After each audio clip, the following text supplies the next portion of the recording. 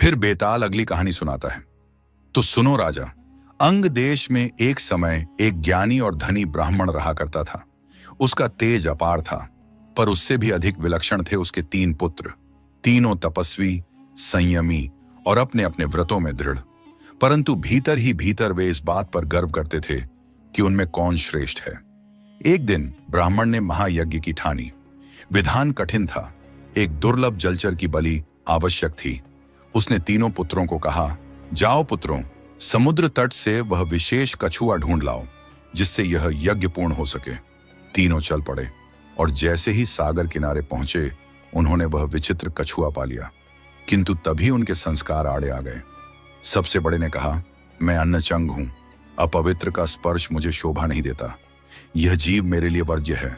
मंझले ने मुंह फेर लिया, मैं नारी चंग हूं, जीवन भर नारी स्पर्श से दूर रहा हूं, यह कार्य मुझसे न होगा। छोटे ने गहरी सांस ली, मैं शैया चंग हूं, विश्राम ही मेरा तप है, इस श्रम से मेरी साधना टूटेगी। तीनों उलझ पड़े, कौन सबसे बड़ा त्यागी है? उत्तर न मिला तो पहुंचे नगर के राजा के पास।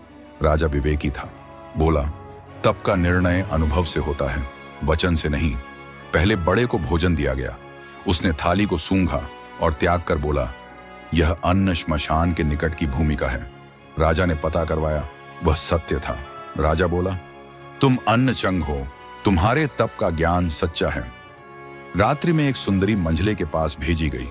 वह द्वार से ही बोला, इसके शरीर में बकरी के दूध की गंध है। जांच में पाया गया वह बाल्यावस्था में बकरी का दूध पीती थी।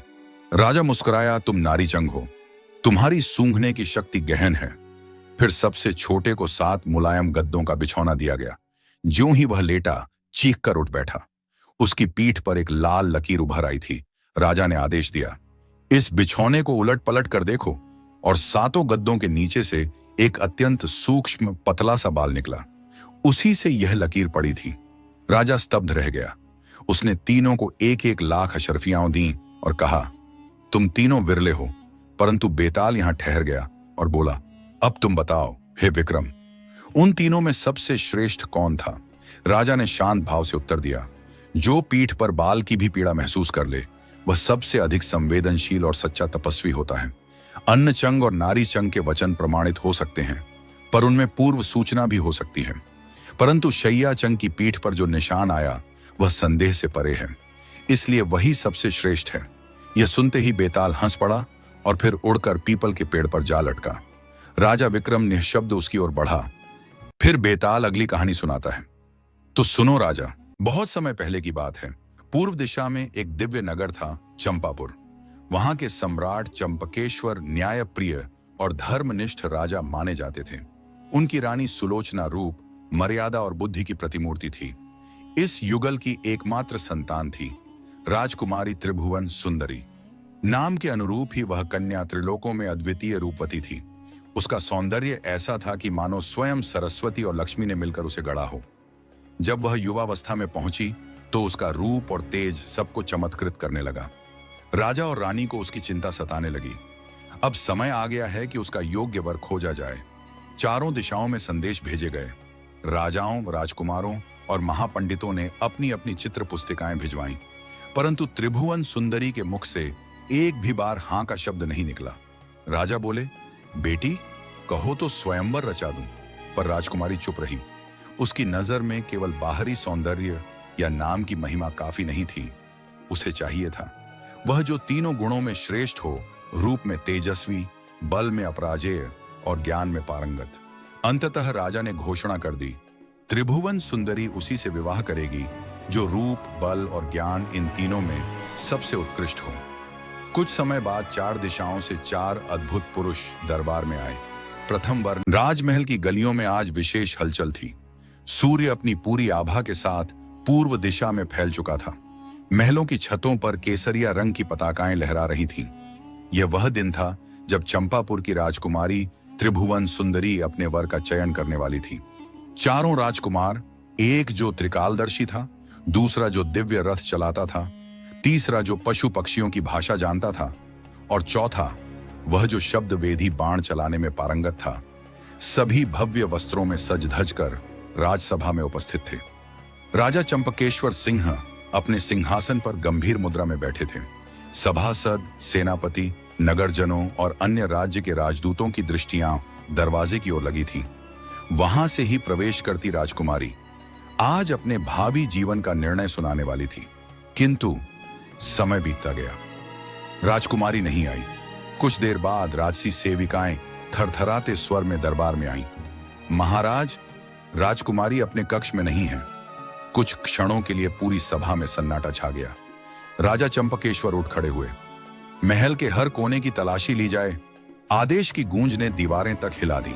चप्पा चप्पा खोजा गया, जलाशय, उपवन, गुप्त सुरंगें, हर स्थान पर त्रिभुवन सुंदरी जैसे वायु में विलीन हो गई थी। रानी मूर्छित हो गई। राजा की आंखें गीली हो चुकी थीं।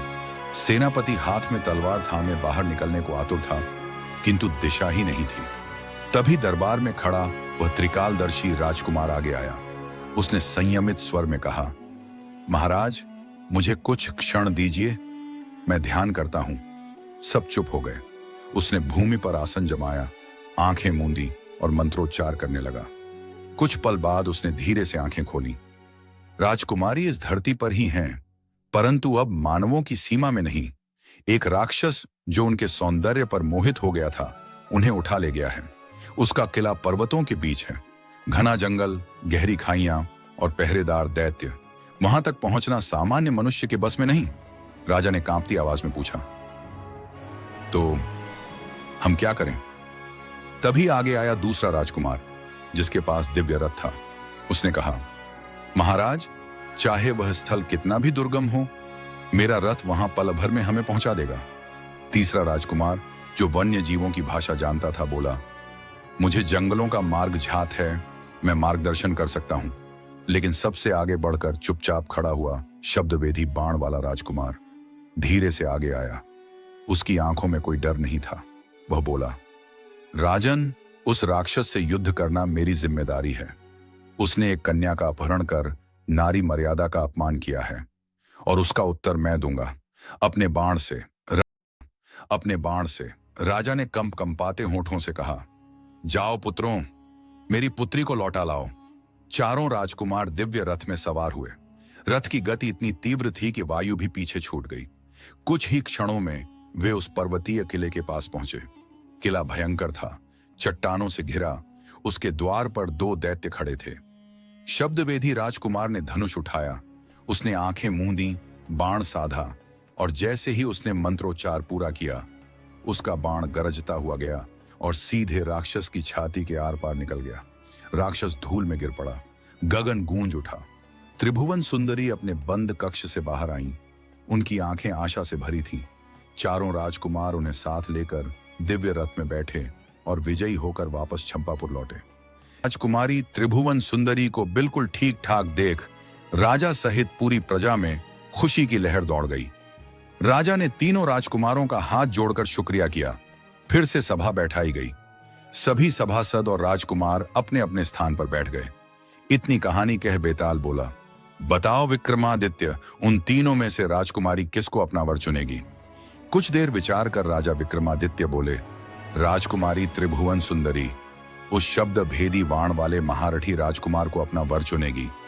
राजा विक्रमादित्य की बात सुन, बेताल बोला, ऐसा क्यों विक्रमादित्य?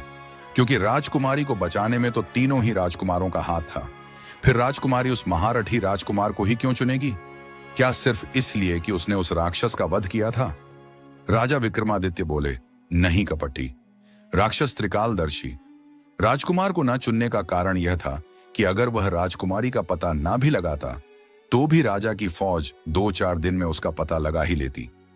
अब बात आती है दिव्य रथ वाले राजकुमार को न चुनने के कारण कि तो रास्ता भले ही कितना भी दुर्गम था, देर से ही सही, पर राजा के लोग उस राक्षस के ठिकाने पर पहुंच तो जाते ही।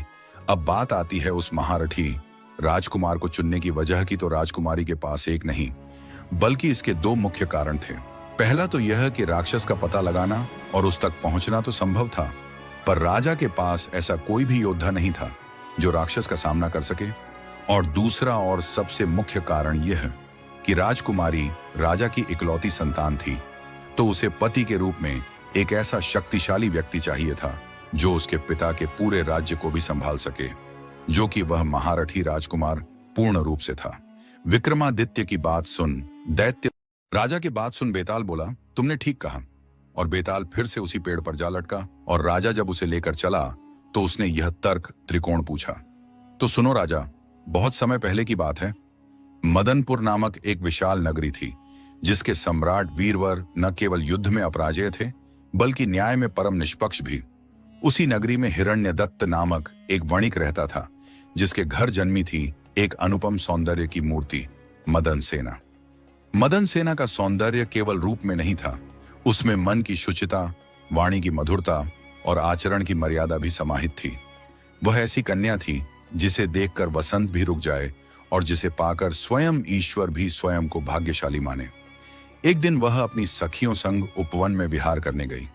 फूलों की छांव, मयूरों का नर्तन और वायु की गंध में घुला उसका हास्य, सब कुछ स्वर्गिक लग रहा था।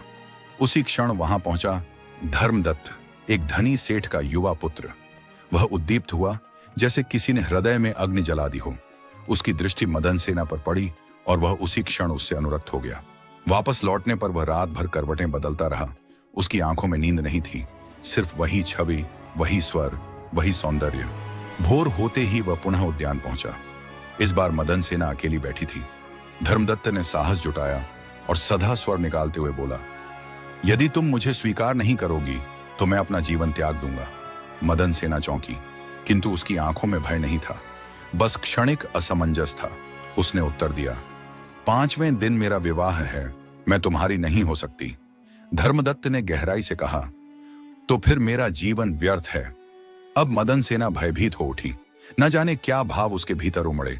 कर्तव्य और दया के बीच जूझती हुई वह बोल पड़ी, सम्मति है, विवाह होने दो, मैं मिलने अवश्य आऊंगी।